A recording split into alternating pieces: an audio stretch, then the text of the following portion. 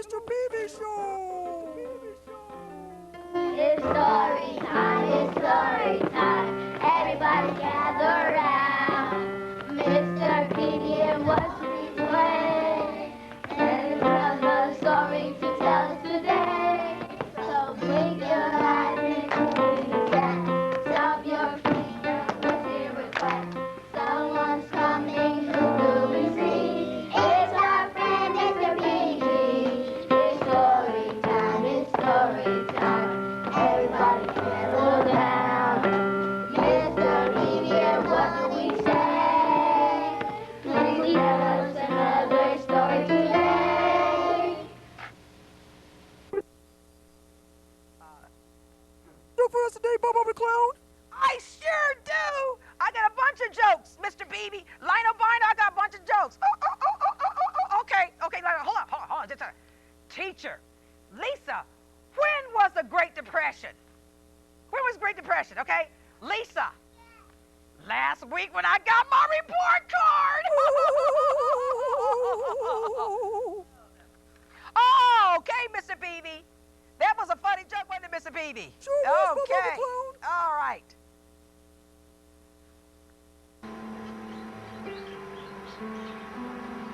Okay, boys and girls, we're going to read the book. The name of the book is called The Lost Boy and the Monster by Craig Key Strait. Paintings by Steve Johnson and Lou Fankner. Okay, boys and girls, let's start the story. Old Foot Eater was an awful old monster, even when monsters said so. His teeth were hard as stone. His eyes were as big and boggy as old tires. And what did he like to eat? Oh my goodness! He liked to eat little children's feet. He lived in an old medicine basket atop a hollow tree. He kept a long, sticky rope hanging down from his tree. It was all tangled and snarled and looped around and around. The monster liked it that way, because any child foolish enough to walk beneath his tree was sure to get his foot caught. And when that happened, the monster did not call it an accident. He called it lunch. In a forest not too far away lived a lost boy who had no name. He had a name once, but because he was lost and so seldom talked to anyone, he forgot it. One day, the lost boy came walking towards the tree where the foot-eating monster lived. The boy saw a rattlesnake sitting in the sun. He did not see the monster's sticky rope tangle and angle and loop every which way. The rattlesnake lowered his head and tried to hide, but the lost boy saw him anyway. "Are you going to hit me with a stick?" asked the rattlesnake. "Most people do the minute they see me." "Why should I do that?" said the lost boy. "Snakes belong in this world just like me." The snake said, "I thank you for letting me be me. I name you Snake Brother." And the lost boy walked past the snake. The lost boy saw a scorpion drying his tail in the sun. The lost boy did not see the monster's sticky rope coiled and oiled and looped every which way. The scorpion tried to pull back under a rock, but the lost boy saw him anyway. "Are you going to hit me with a stick?" asked the scorpion. "Most people do the minute they see me." "Why should I?" said the lost boy. "Scorpions have their place in the world just like me." The scorpion said, "I thank you for letting me be me. I named you Scorpion Brother." And the lost boy walked past the scorpion. And then the lost boy stepped on a sticky, icky rope. It stuck fast to the bottom of his feet. When he tried to kick it loose, the other foot stuck to it too. The more he struggled, the more tangled up he got. And just when he thought things couldn't get any worse, somebody began pulling on the rope.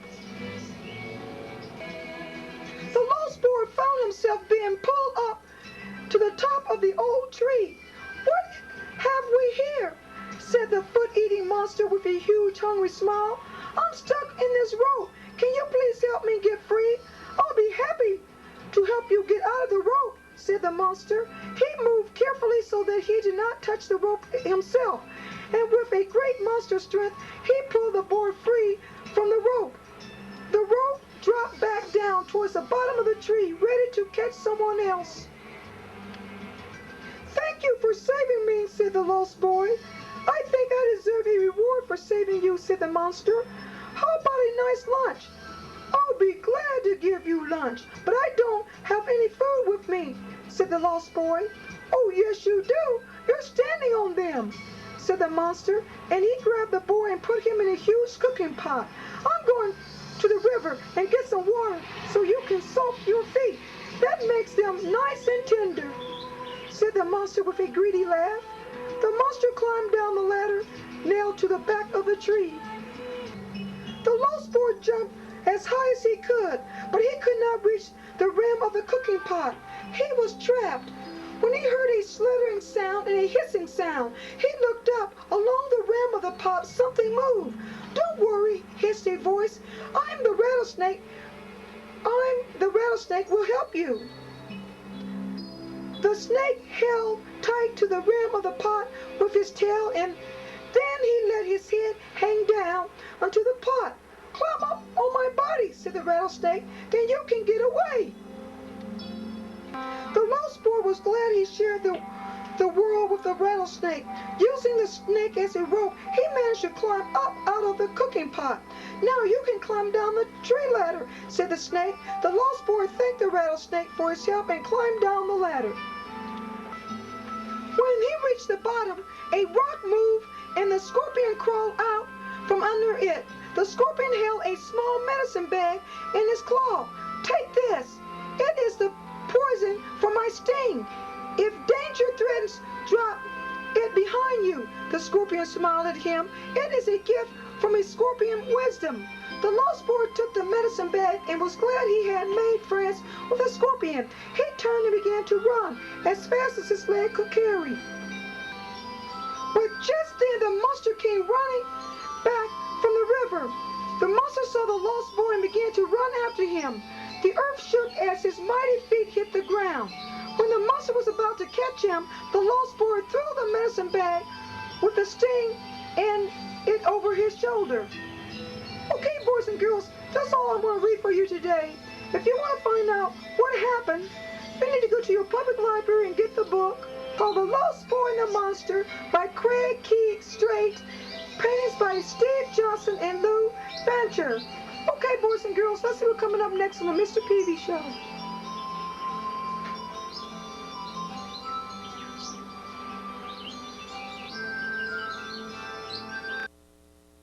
Hello, boys and girls.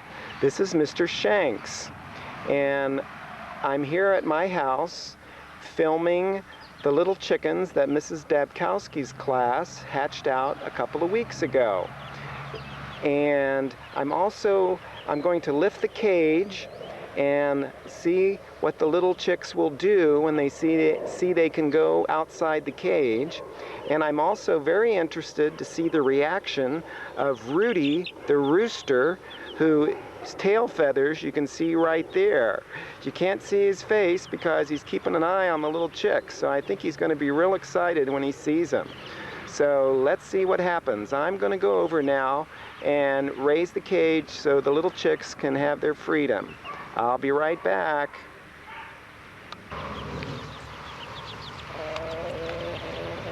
Okay, boys and girls, I'm back. Let's see what happens here. Rudy the rooster is really interested. I hope he's going to be nice to the little chickens. I'm going to have to keep an eye on him. I hope that the little chickens will think this is their mommy. And if they do, then I can just let Rudy the rooster take care of them. Otherwise, I'm going to have to keep them in this cage overnight.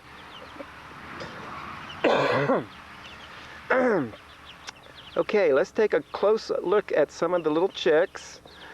Okay, here's one. There's three of them over here. And I think it's really cool that they're all different colors. Their daddy was a golden chicken and their mommy was a black star chicken. And so the babies are all different colors. And I think that sure makes for a more interesting world here. Uh-oh, now we have a little chicken, Rudy. I hope Rudy's going to be nice to this little chicken. He's looking it over. Oh, I think he's going to be nice. I think he's going to be nice. The little chickens are coming out all around Rudy. Rudy the rooster. Rudy doesn't have his best side towards you, little boys and girls. I think I'm going to try and move the camera and get a better shot of Rudy and the little chickens. But I think he's going to be a real nice daddy.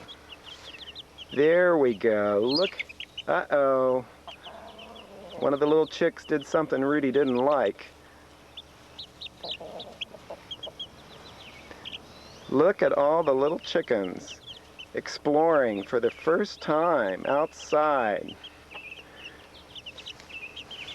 If you look very, very closely at some of the chicks, you can see how the feathers are starting to develop.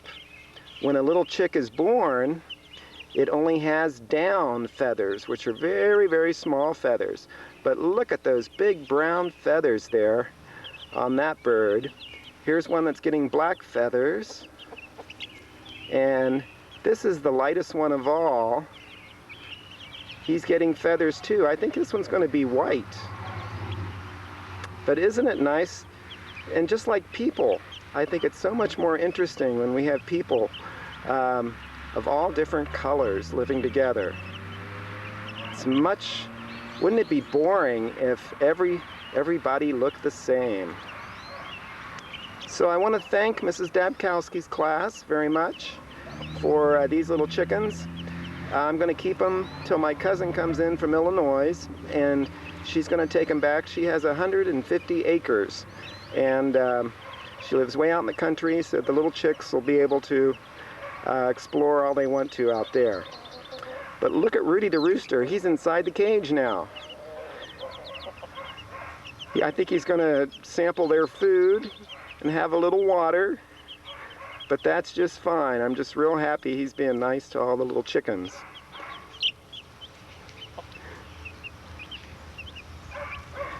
Okay, well, this is Mr. Shank signing off. I hope you students have enjoyed seeing the little chickens that you hatched out. They're just growing like crazy. Bye now.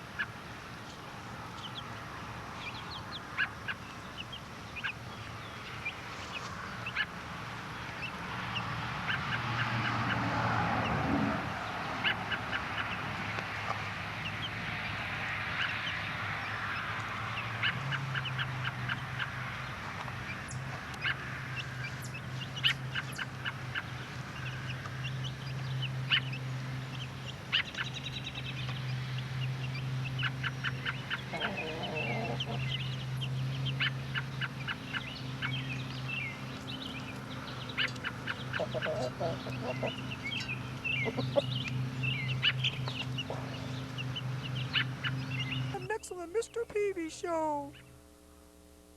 Hello, boys and girls. This is Mr. Peevy. I'm here at K-12 Gallery, and we're going to find out what we're going to do for arts and crafts this week.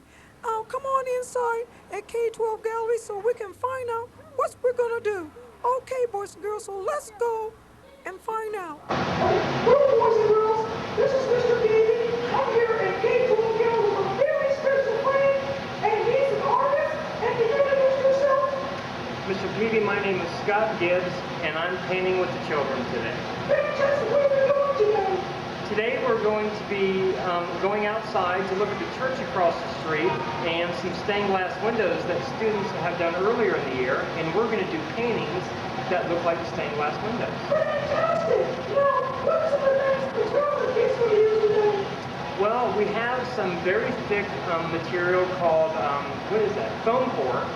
And what I've done is I've treated it with white paint, and they're going to be using acrylic paint today with a lot of water. So they're going to be putting water on the board first, and then putting very delicate touches of color. Okay, Mr. Gibbs, can you tell us your background? Well, I'm from Dayton, Ohio, and I went to school here in the Dayton area, and I went to college up in Massachusetts at Clark University, and I worked for Wright-Patterson Air Force Base before I took off of there. And then, for a weekend trip, I went to New York City and ended up staying for about 7 years. And then when I lived in New York, I started working in Paris a little bit for some painters over there. Yeah, it's wonderful. It's great. And then what I did is I moved back here to Ohio, and I've been teaching ever since. Oh, fantastic. You know what? I'm so glad to interview you. And thank you for being on Mr. Peevy Show. Well, it's been my pleasure. Very nice to meet you too. Thank you. You have an art exhibit. I do. Where is that? My art exhibit, it's only for this week though, so it is from 1 to 5 at the School of Advertising Art in Kettering, and that's near the Meyer there in Wilmington. Oh, fantastic. Where's the trophy? Look for that. That would be wonderful. Okay, bye-bye, boys and girls. Say goodbye. Hello,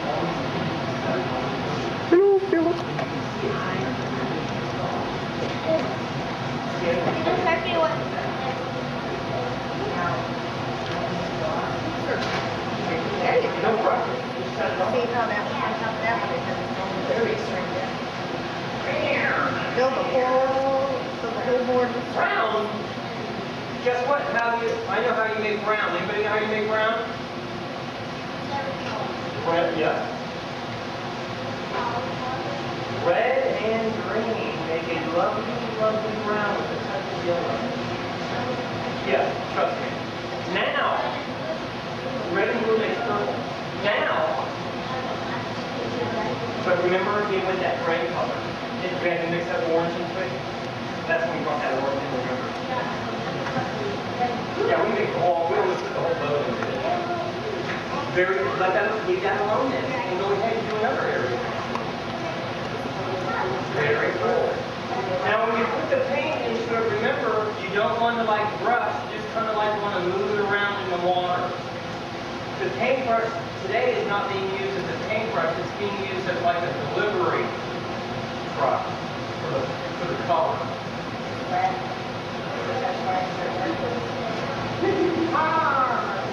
Watch it spread. You can put another dot in there. Honey, you want to watch it? My suggestion is mix some blue and green. It's about paint. It's about paint doing things to it, not trying to be blue. There you go. That's it. Now, spread around it.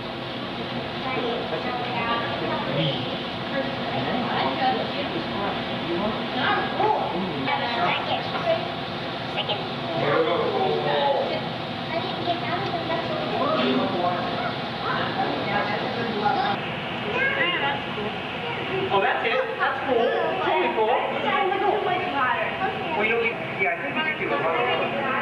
We need to maybe put it on the rest. And maybe for just hold it off. Oh my goodness. Lady Duck, it's a hockey puck. Love it. We'll do one real quick rinse. Perfect. And there Mama, we go. can you rinse this water? Can you rinse our water? And more than that. It sure will.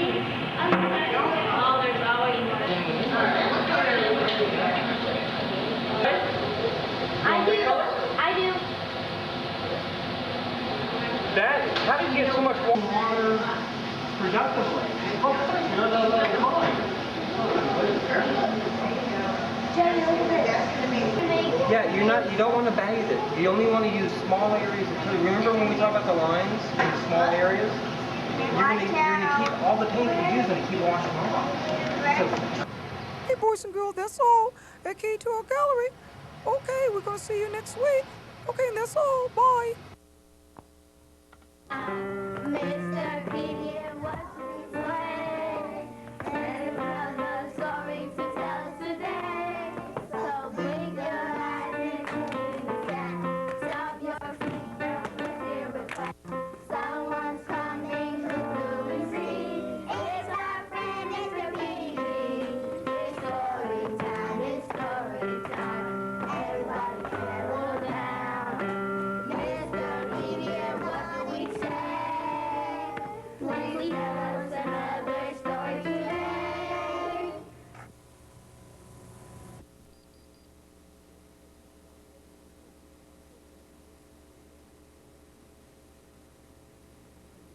Because if you read it a little bit for yourself,